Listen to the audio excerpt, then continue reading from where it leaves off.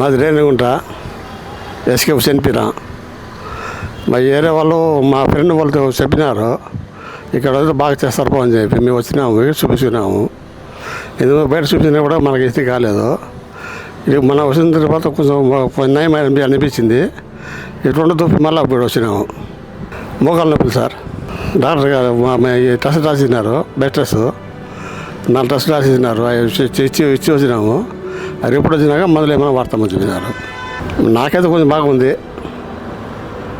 Hospital బాగానే, మా వాతావరణం బాగానే ఉంది. మాకు ఇక్కడ మాత్రానికి ఏ ఇబ్బంది లేదు, బాగుందండి. ఈ హాస్పిటల్ అంతా సరౌండింగ్ అంతా పీస్ఫుల్గా ఉంది. బాగా వాతావరణం అంతా, క్లైమేట్ అంతా బాగా నీట్గా ఉంది.